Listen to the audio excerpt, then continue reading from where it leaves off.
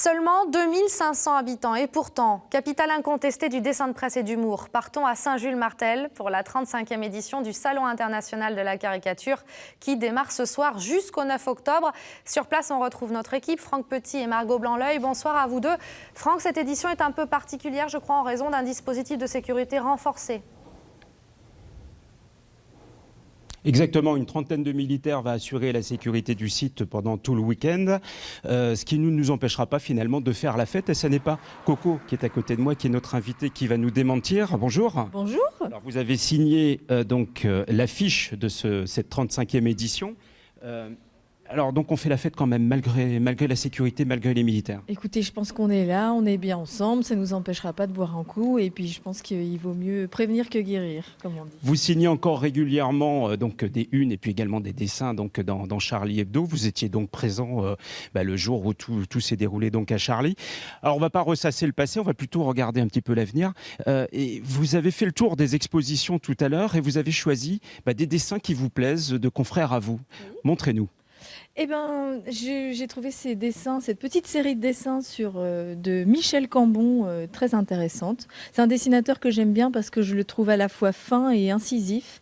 Et là, en particulier dans ce dessin-là, je trouve que c'est très intelligent, très simple et très fort. En fait, le dessin muet en dessin de presse, c'est quelque chose qui se perd. Et c'est à tort parce que je pense que c'est un dessin qui est plus qu'international puisque tout se comprend dans l'image. C'est des thèmes qui vous tiennent à cœur?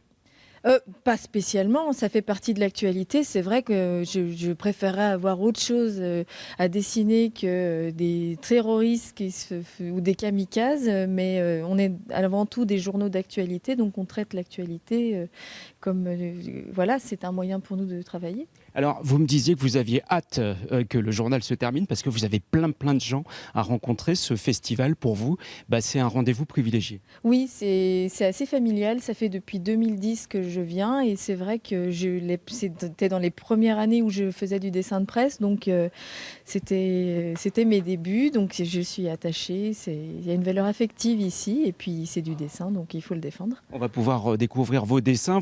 On va pouvoir découvrir les dessins de Ciné qui a disparu cette année. On va pouvoir découvrir les dessins de Cabu. Chimulus aussi, qui a disparu récemment, un dessinateur de rue 89. Et voilà. Puis, qu'est-ce que ça vous fait quand vous entrez dans le bureau de Wolinski, qui est reconstitué ici ? Ça fait de l'émotion. Moi, j'avais jamais été chez Wolinski. J'imaginais son matériel parce que je le voyais travailler à Charlie exclusivement. Voilà.